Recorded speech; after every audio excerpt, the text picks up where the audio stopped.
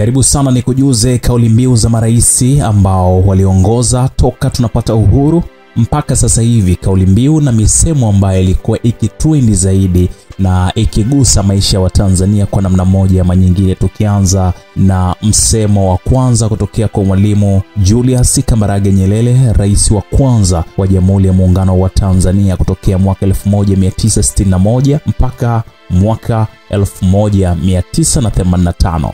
Kauli mbiu ama msemo ambao ulikuwa ukifanya vizuri ama alikuwa akipenda kuutumia ni ule msemo wa uhuru na umoja. Lakini pia kadiri siku zilivyokuwa zikizidi kwenda, msemo ulizidi kufanya vizuri, lakini pia akaongeza msemo mwingine ambao ulikuwa ukisema kwamba ujamaa na kujitegemea. Tunafahamu Rais Julius Kambarage Nyerere hayati kwa sasa, Mungu endelee kumpumzisha vyema, ametusaidia kwa namna moja ama nyingine kututoa katika utumwa mpaka kutupatia uhuru wetu. Rest in peace daima. Tunakukumbuka msemo wa pili kutoka kwa hayati Al-Hassan Mwinyi ambaye aliingia madarakani mnamo mwaka 1985 mpaka mwaka 1995. Kauli mbiu ambayo ilikuwa ikifanya vizuri ama ambayo ilikuwa ikitumia sana ni ile kauli mbiu ya ruksa. Lakini pia alifahamika kama mzee wa ruksa. Natamani nikujuze kiufupi, alileta upendo mpya wa mageuzi, alifungua milango ya biashara binafsi, uhuru na maono ya mfumo wa vyama vingi. Huu ulikuwa mwanzo wa Tanzania mpya ya uchumi. Mzee wa ruksa Al-Hassan Mwinyi hayati, pumzika kwa amani, taifa bado lina kukumbuka. Rais wa tatu Benjamin William Mkapa hayati, aliingia mwaka 1995 mpaka mwaka 2025. Kauli mbiu yake kubwa ama msemo ambaye aliokuwa akiutumia zaidi ulikuwa unafahamika uwazi na ukweli. Aliongoza kampeni kubwa dhidi ya rushwa, akaunda taasisi za uwajibikaji na akaendeleza sera za soko huria, mpaka aliamini maendeleo hayawezi bila uadilifu. Tunaendelea kukukumbuka hayati, ulipambania nchi ya Tanzania. Rest in peace daima, tutakukumbuka. Rais wa 4 ni Jakaya Mrisho Kikwete ambaye aliingia madarakani mnamo mwaka 2005 mpaka mwaka 2015. Kauli mbiu yake kubwa ambayo ilikuwa ikiishi masikioni mwa watu na watu wengi walikuwa kifahamu na ilikuwa ni kama msemo wake pendwa, ulikuwa ni ari mpya, nguvu mpya, kasi mpya. Alisisitiza sana maendeleo ya vijana, elimu, afya na miundombinu. Alitaka Tanzania ibadilike kwa kasi na ubunifu.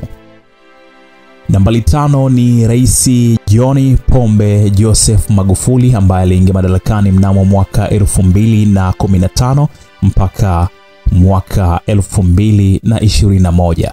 Kwa sasa ni hayati, endelea kupumzika kwa amani. Msemo wake ambao ulikuwa ukifanya vizuri ama ambao alikuwa akiutumia sana ni hapa kazi tu. Hapa kazi tu ni msemo ambao kila mchapakazi alikuwa akiufahamu vizuri. Tunafahamu alihamasisha sana kuhakikisha kwamba maendeleo yanapatikana kwa kasi, lakini uwezo kujipatia riziki pasipokuwa kufanya kazi. Rais Daktari John Pombe Joseph Magufuli aliweza kupambania miradi mbalimbali ikiwemo miradi mikubwa kama SGR, bwawa la Nyerere na barabara za kisasa. Magufuli alibadilisha namna ya Watanzania wanavyouona uongozi.